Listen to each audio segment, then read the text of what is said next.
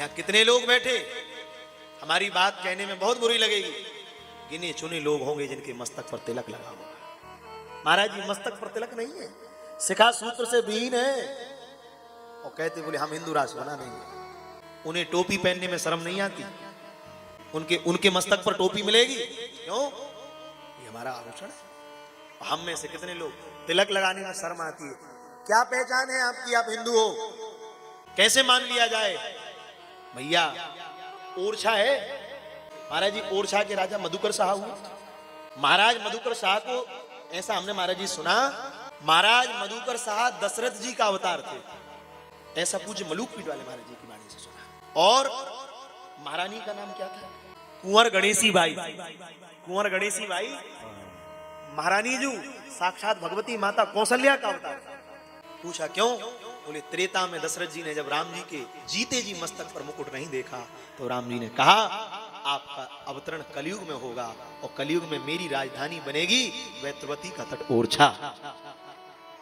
आप अवतार लेके आएंगे, इस देह से आपने मुझे राजा नहीं देखा, मैं सर्वत्र राजा बना, फिर मैं ओरछा में राम राजा बनूंगा जाकर। और महारानी कुंवरी गणेश जी ये मुझे स्वयं लेकर आएंगी श्री अयोध्या जी से, मेरी मां मुझे लेकर आएगी और मैं ओरछा में। महाराज जी महाराज मधुकर शाह का जन्म भयंकर मुगल काल में हुआ था। उस समय इस राष्ट्र में भयंकर मुगलों का आतंक था।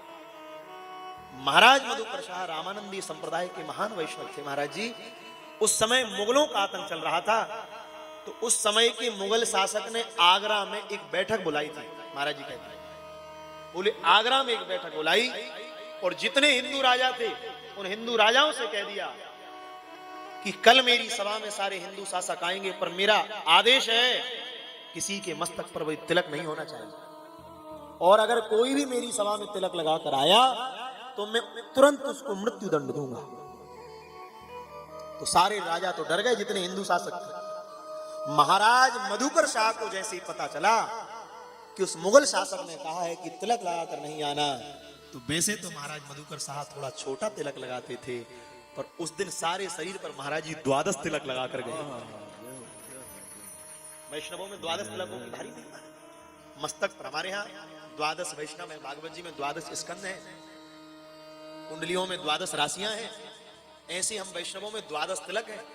पहला तिलक मस्तक पर है, दूसरा फिर यहाँ कटिप प्रदेश में, फिर उसके नीचे फिर 3 तिलक नाभि प्रदेश के निकट, फिर दोनों तिलक 2 तिलक भुजाओं में, फिर इस भुजा में, फिर 2 तिलक पीछे। ऐसे 12 तिलक धारण करके जब महाराज मधुकर शाह पहुंचे, पूरी सभा में सब बिना तिलक के बैठे थे। जब उस मिलेक्ष ने महाराज मधुकर शाह को तिलक में देखा तो तिलक में देखकर मधुकर शाह से कहा, मधुकर शाह मेरा आदेश था कोई तिलक लगाकर नहीं आएगा, तू तिलक लगाकर सभा में आया, तुझे प्राण प्रिय नहीं है? मधुकर शाह कुछ नहीं, सैनिकों से कहा जाओ इसी समय तलवार लेकर जाओ, गर्दन कलम कर दो।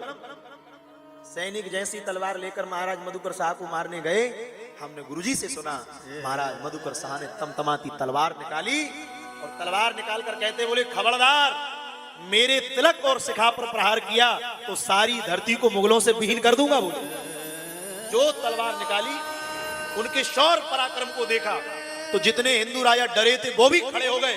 बोले खबरदार अगर तिलक से हाथ लगाया। तो जैसे ही मुगल शासक ने देखा, बोले सारे हिंदू एक तरफ हो गए, तो तुरंत कहता है बोले नहीं नहीं, हमने ये नहीं कहा तिलक लगा के मत आओ, बोले हमने ये कहा जो तिलक लगा कर आएगा वही वीर होगा। बोले